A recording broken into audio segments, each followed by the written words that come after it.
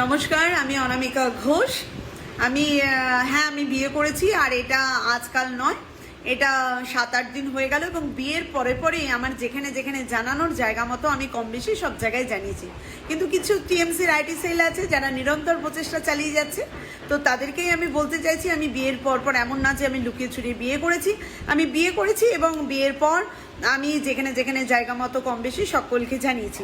এরপর বলি, যে মহিলা সোশ্যাল মিডিয়ায় আমার নামে অভিযোগ করেছে, তো তাকে বলতে চাইছি আইনের পথ খোলা আছে, আপনি আইনি রাস্তায় হাঁটুন। কারণ আমি আপনার বিরুদ্ধে আইনি পদক্ষেপ নিতে চলেছি। কারণ আপনি যে স্ক্রিপ্টেড লেখা, যে নাটকীয়তা রচনা করেছেন, যে বা যারা স্ক্রিপ্ট আপনাকে লিখে দিয়েছে অত্যন্ত ভালো লিখেছে, প্রশংসনীয়।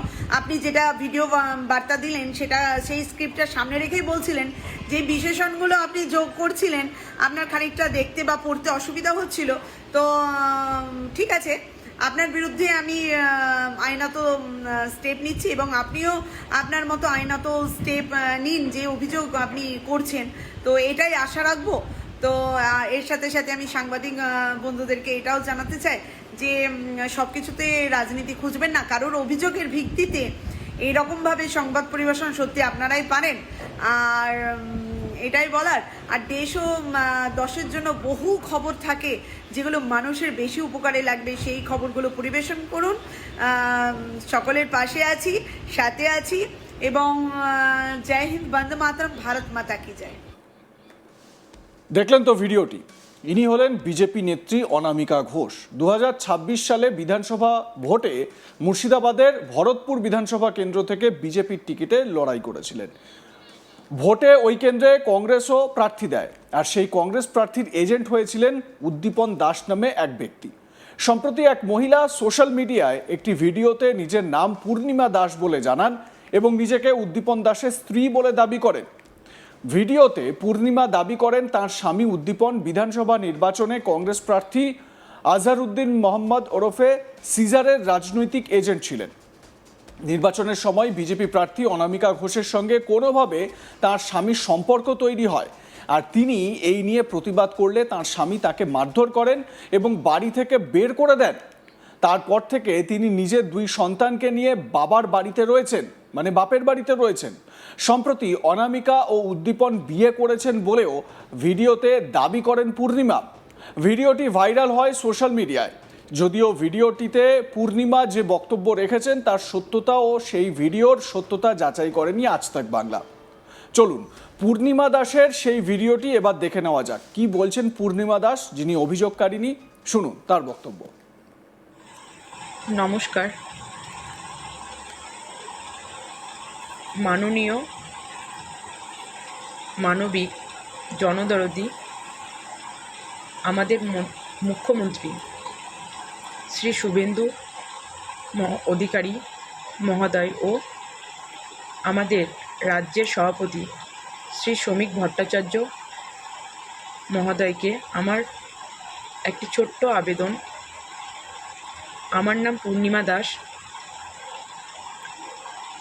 আমি 69 নং বিধানসভার ভরতপুর গ্রামের এক অতি সাধারণ গৃহবধূ।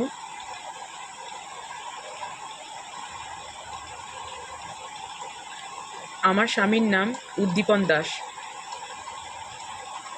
আমার স্বামী 2026-এর কংগ্রেস নেতা আজহারউদ্দিন সিজারের এবছর কংগ্রেস এজেন্ট থাকায় এবং আপনাদের বিজেপি প্রার্থী অনামিকা ঘোষের সঙ্গে তার একটি অবৈধ সম্পর্ক তৈরি হয় এবং এর প্রতিবাদ আমি করাতে আমার স্বামী আমাকে প্রচণ্ড মারধর করে এবং আমাকে বাড়ি থেকে বার করে দেয়। আমি আমার 2 ছোট ছোট ছেলেদের নিয়ে আমি বাবার বাড়িতে চলে আসি।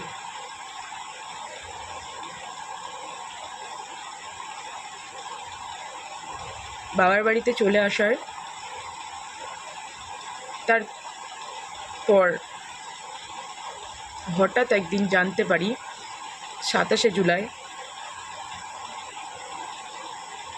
উদ্দীপন দাস ও অনামিকা ঘোষ অনৈতিকভাবে বিয়ে করে।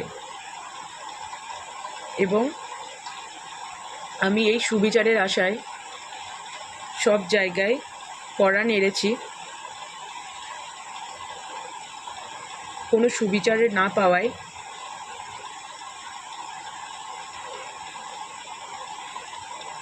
আমি শেষ আশা নিয়ে আপনাদের কাছে এই ছোট্ট ভিডিওটি করতে বাধ্য হলাম। আপনারা এই সুবিচার যদি না করে দেন, আমার 2 ছেলেকে নিয়ে বাঁচা দুর্বিষহ হয়ে যাবে। এরই মধ্যে নয়তো আমরা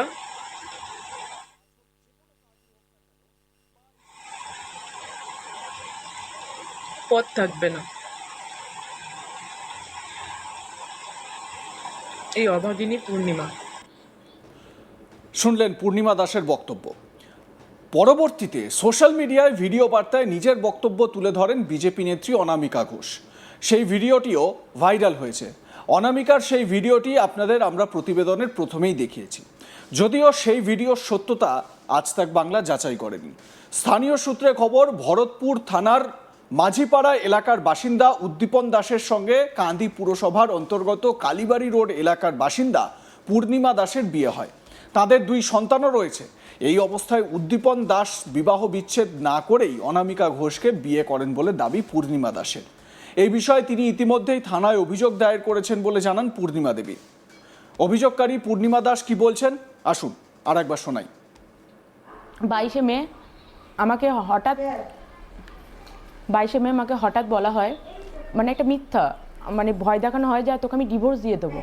এটাই পরিপ্রেক্ষিতে তখন আমি জানতে পারলাম যে কেন আমাকে ডিভোর্সটা কেন দেবে তুমি। তা ডিভোর্সটা দেওয়ার কারণ যখন আমি জানতে পারি, জানার একটাই কারণ হচ্ছে, সেটা হচ্ছে আমি তো একটু আধটু জানতে মানে বুঝতে পেরেছিলাম যে আমার হাজব্যান্ডে কোনো পরকীয়া করছে। আমি এটা অবগত ছিলাম, একবার নয় একাধিক অনেকজনের সাথে করতো। তখন আমি বেশ ঠিক আছে, 2টো ছেলের মুখটাকে আমি থেকে গেছি। আমি আজীবনকাল ওরকমই করে এসেছি। এই 10টা বছরের মধ্যে আমি 6-7টা বছর এরকমই সাফার করছি, কিন্তু এটা নতুন নয়। কিন্তু আমি তবুও জানলাম বেশ আমার 2টো ছেলে আছে, সেটাই করুন। কিন্তু এবার একটু চরমতম পর্যায়ে চলে গেছিলো ওর, মানে ওর নোংরামিটা। আমি তখন একটা কথাই বললাম, তুমি এত নোংরামি করছো, এটার কোনো মানে হয়? দিয়ে তখন আমাকে ফট করে বলছে, আমি যা করছি এত কিছু দেখার পরে তো ছেড়ে চলে যেতে পারছিস না। আমি তখন একটা কথাই বললাম ওকে, যে আমার 2টো ছেলে আছে, আমি সংসার করতে চাই। আমি সংসার করবো বলে তুমি যা করছো আমি এতদিন মেনে নিচ্ছি। তুমি আমাকে যা বলেছো, যেটা করতে বলেছো সেভাবে চলছি, সেভাবে। তবু আমি তোমার কাছে কোনো বলিনি যে তুমি আমার সাথে এসব করছো কেন বা কী কারণে এসব। তবু এইটা আর দেখে আমি সহ্য করতে পারছি না, তুমি এত নোংরামি করছো আমার সঙ্গে। এখন পরিস্থিতি হচ্ছে, এখন আমি মানে রিসেন্টলি জানতে পারি, মানে 27 জুলাই সে বিয়ে করেছে, মানে অনৈতিক এবং অবৈধ।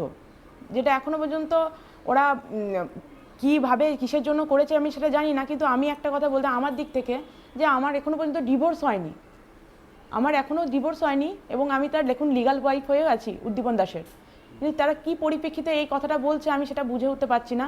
উল্টে আমাকে হুমকানি এবং চমকানি দিচ্ছে যে তোকে আমি আইনত ব্যবস্থা নেব। অনামিকা ঘোষ তার নিজে এখানে বুঝতে পারছি যে আমি নিজের যদি ব্যক্তিগত কোনো কিছু হতো, তাহলে আমি তো নিজের ব্যক্তিগতভাবে তো আমি টানাহেঁচড়া করতাম না তাকে, পার্টি সোর্সে এসে করে বলে।